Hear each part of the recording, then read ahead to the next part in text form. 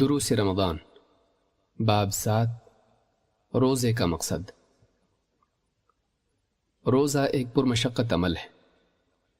کھانا پینا چھوڑ کر دن بھر بھوک پیاس کی تکلیف برداشت کرنا نفس کو بالکل پسند نہیں۔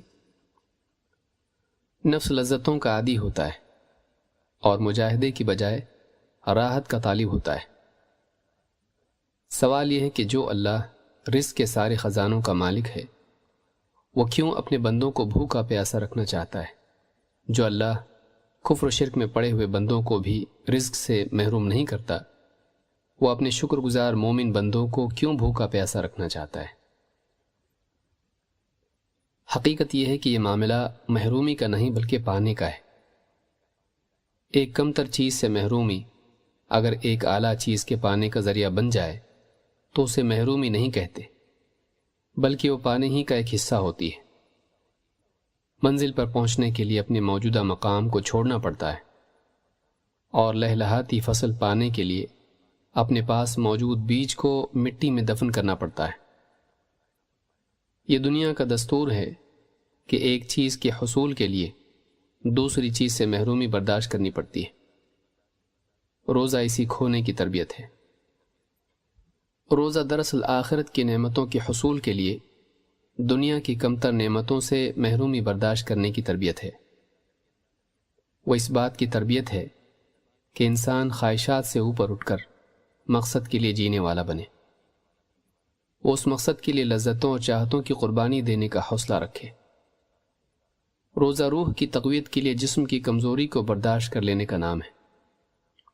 روزہ نفس کا غلام بن کر لذتوں کے پیچھے بے تحاشا دوڑنے کی بجائے نفس پر قابو پانے اور اپنے آپ کو منزل تک لے جانے والے راستے پر جمائے رکھنے کی تربیت ہے۔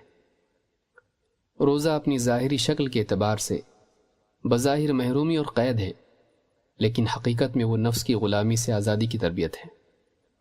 اللہ کے رسول صلی اللہ علیہ وسلم نے فرمایا، دنیا مومن کے لیے قید خانہ ہے اور کافر کے لیے جنت۔ یہ حدیث صحیح مسلم میں موجود ہے۔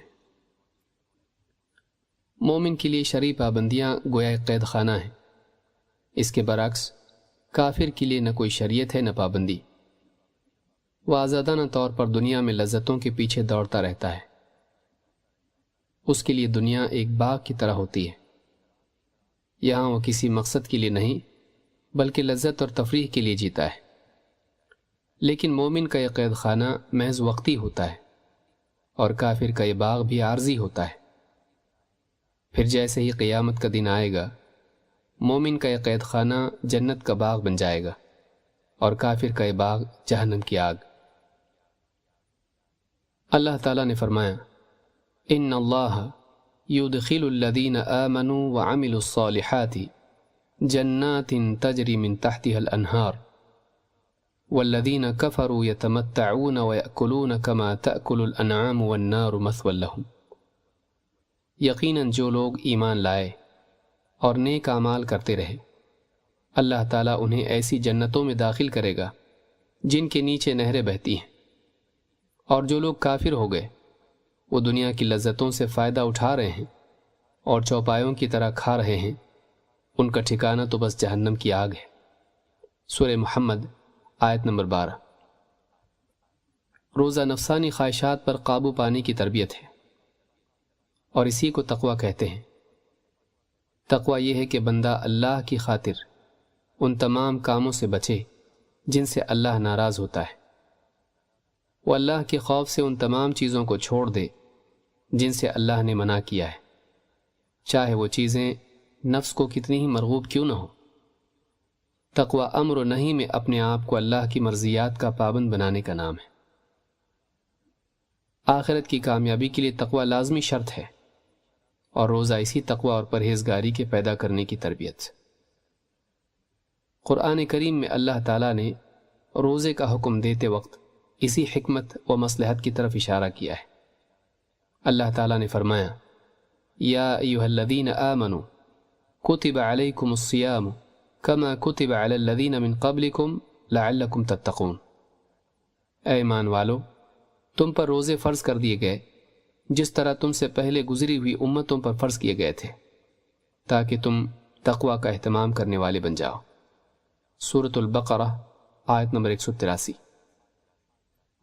تقوی کی فضیلت اور اہمیت سمجھنے کے لیے آئیے دیکھتے ہیں تقوی کس طرح ایک انسان کی دنیاوی و اخروی کامیابی کے لیے بنیادی شرط ہے۔ جنت متقین کے لیے ہے۔ اللہ تعالیٰ نے فرمایا وَسَارِعُوا إِلَى مَغْفِرَةٍ مِّن رَبِّكُمْ وَجَنَّةٍ عَرْضُهَا السَّمَاوَاتُ وَالْأَرْضُ أُعِدَّتْ لِلْمُتَّقِينَ، اور دوڑو اللہ کی مغفرت کی طرف اور اس جنت کی طرف جس کی چوڑائی آسمانوں اور زمین کے برابر ہے، جو متقین یعنی پرہیزگاروں کے لیے تیار کی گئی ہے۔ سورہ آل عمران آیت نمبر 133۔ اسی طرح تقوی دنیا میں اللہ کی طرف سے ہدایت اور نصیحت کے اخذ کرنے کے لیے ایک ضروری شرط ہے۔ اللہ تعالیٰ نے فرمایا ذَلِكَ الْكِتَابُ لَا رَيْبَ فِيهِ هُدًى لِّلْمُتَّقِينَ، یہ کتاب اللہ ہی کی طرف سے نازل ہوئی ہے، اس میں کوئی شک نہیں، یہ متقین کے لیے ہدایت ہے۔ سورۃ البقرہ آیت نمبر 2۔ اسی طرح فرمایا ھذا بیان للناس وہدی وموعظۃ للمتقین، یہ قرآن عام انسانوں کے لیے بیان یعنی حق کی وضاحت ہے، اور متقین یعنی پرہیزگاروں کے لیے ایک واعظ و نصیحت ہے۔ سورہ آل عمران آیت نمبر 138۔ بلکہ اللہ کا ولی بننے کے لیے ایمان کے بعد دوسری شرط تقوی ہے۔ اللہ تعالیٰ نے فرمایا الا ان اولیاء اللہ لا خوف علیہم ولا هم يحزنون الذین آمنوا وكانوا يتقون، خبردار اللہ کے اولیاء پر نہ کوئی خوف ہوگا اور نہ وہ غمگین ہوں گے، یہ وہ لوگ ہیں جو ایمان لائے اور تقوی شعار بنے رہے۔ سورہ یونس آیت نمبر 62 اور 63۔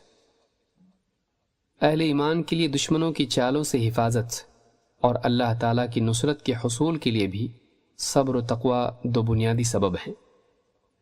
اللہ تعالیٰ نے فرمایا وَإِن تَصْبِرُوا وَتَتَّقُوا لَا يَضُرُّكُمْ كَيْدُهُمْ شَيْئًا إِنَّ اللَّهَ بِمَا يَعْمَلُونَ مُحِيطٌ، اگر تم صبر کی روش اختیار کرو اور پرہیزگاری کا اہتمام کرو تو ان دشمنوں کی چالیں تمہیں کوئی نقصان نہ پہنچا سکیں گی، یقیناً اللہ تعالیٰ ان کی تمام حرکتوں کا احاطہ کیے ہوئے ہیں۔ سورہ آل عمران آیت نمبر 120۔ خلاصہ کلام یہ کہ تقوی دنیا اور آخرت کی کامیابی کے لیے کنجی ہے، اور روزہ اسی تقوی کے پیدا کرنے کی تربیت۔ لہٰذا ایک روزے دار کو چاہیے کہ وہ اپنے روزے میں اس مقصد کو ضرور سامنے رکھے تاکہ اس کا روزہ محض بھوک پیاس بن کر نہ رہ جائے۔